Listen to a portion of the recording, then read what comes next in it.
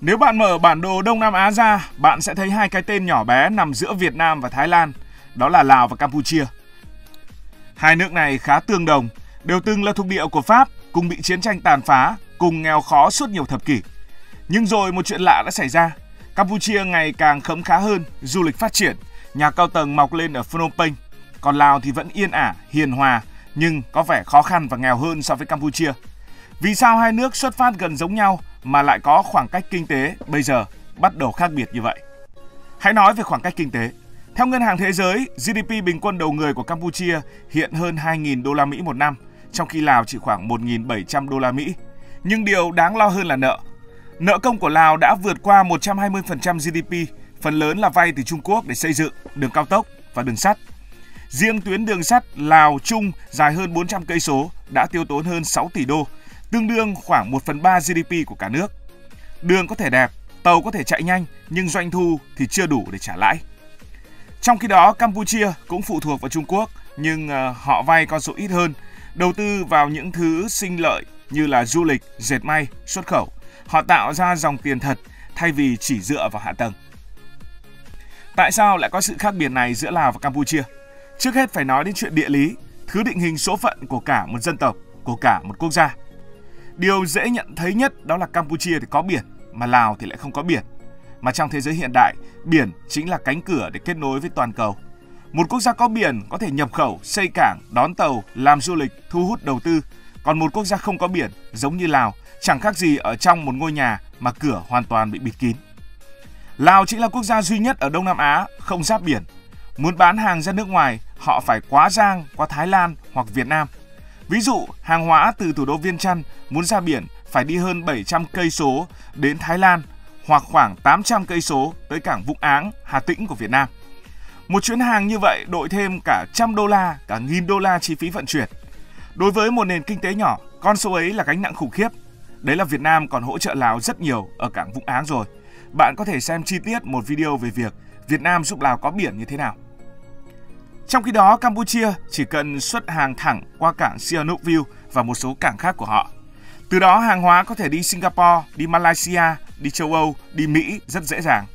Có thể nói, biển là cánh cửa đưa Campuchia ra thế giới, còn Lào thì phải đi đường vòng, mà đường vòng thì lúc nào cũng tốn kém và chậm chạp hơn.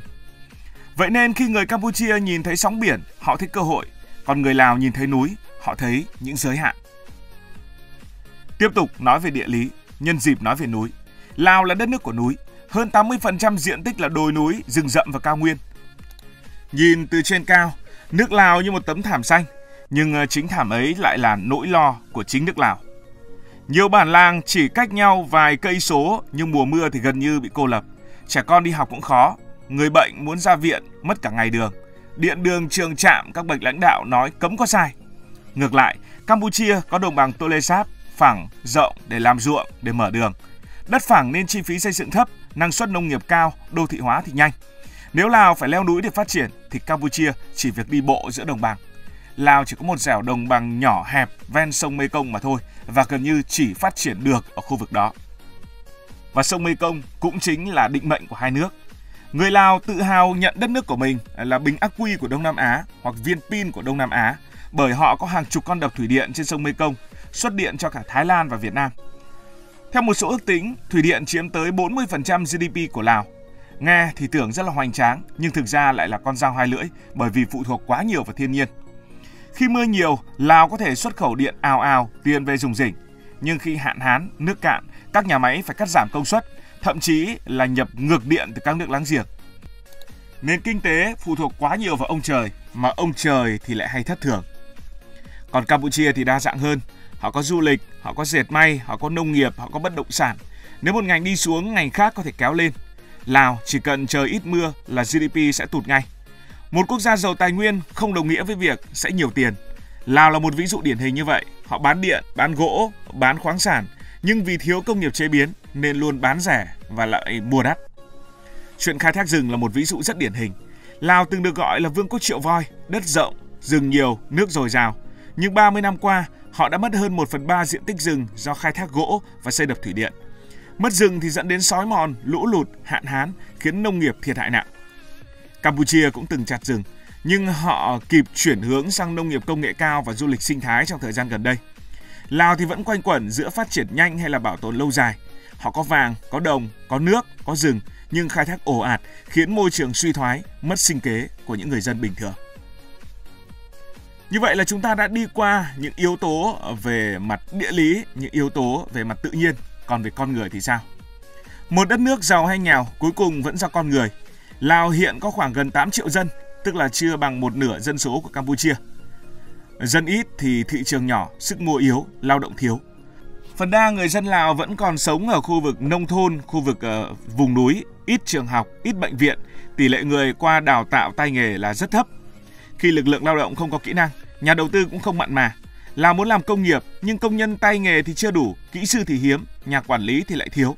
Và những người dân Lào nhìn chung được đánh giá là khá lành, thậm chí nếu như không muốn nói là hơi chậm chạp và thiếu chăm chỉ trong việc lao động. Trong khi đó, Campuchia tận dụng được cơ cấu dân số vàng, hàng triệu lao động trẻ, rẻ, sẵn sàng làm việc trong những nhà máy dệt may và điện tử. Giá nhân công thấp, dân số đông hơn Lào. Đây chính là lý do giúp Campuchia hút đầu tư nước ngoài, còn Lào thì lại lỡ nhịp. Chính phủ Campuchia cũng tỏ ra linh hoạt hơn, họ cho phép đầu tư tư nhân chấp nhận cạnh tranh để tạo cơ chế thoáng cho người nước ngoài làm ăn. Tất nhiên là điều này cũng nảy sinh ra rất nhiều những tiêu cực liên quan đến lừa đảo, liên quan đến những đặc khu có sự xuất hiện của các yếu tố nước ngoài và Campuchia cần phải quản lý tốt hơn điều này. Vì thế, dù hai nước có quy mô dân số không phải là lớn thì Campuchia vẫn hút được vốn FDI gấp 4 lần Lào theo một số ước tính. Ở tầm quốc gia, chỉ cần chính sách khác nhau, tốc độ phát triển cũng rất khác nhau. Campuchia nhận viện trợ, nhận đầu tư từ Trung Quốc và cũng hợp tác với một số quốc gia khác.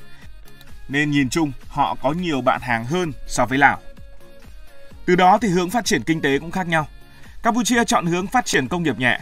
Hàng trăm nhà máy dệt may, giày dép, lắp ráp linh kiện được mở ra, tạo ra hàng triệu việc làm. Những ngành này hiện chiếm khoảng 60% kim ngạch xuất khẩu. Dù lương công nhân chỉ vài trăm đô, nhưng mỗi người đều có thu nhập ổn định, nuôi được gia đình và kéo kinh tế đi lên. Còn Lào lại chủ yếu dựa vào khai thác tài nguyên. Họ xuất khẩu điện, gỗ, đồng, vàng, những thứ chỉ cần đào, không cần nhiều lao động.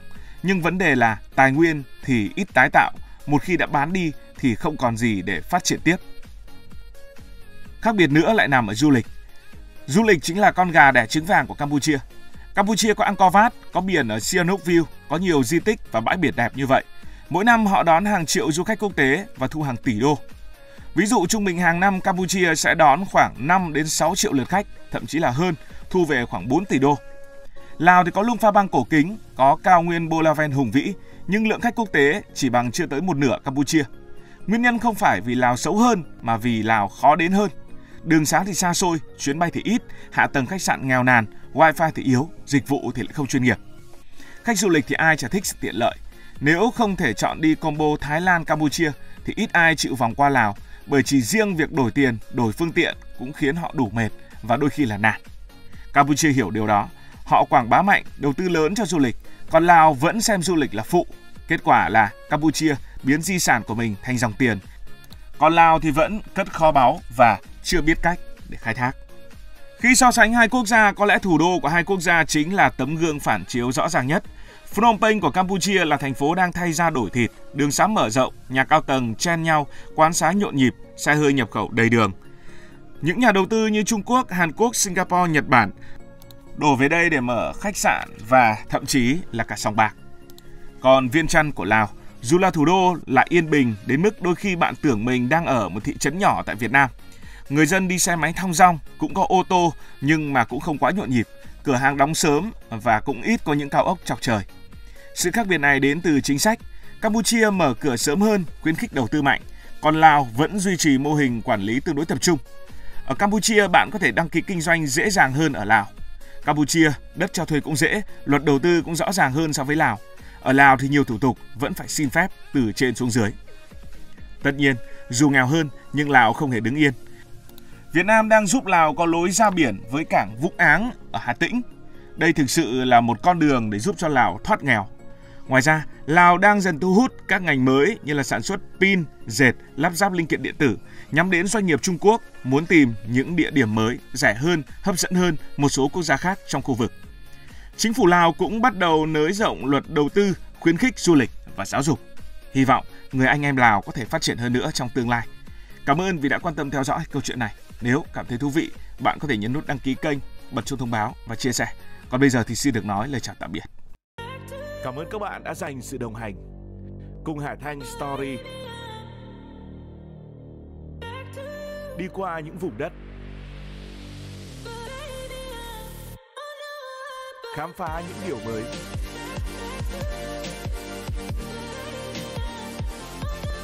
Đừng ngần ngại, hãy để lại những góp ý và xin được hẹn gặp lại.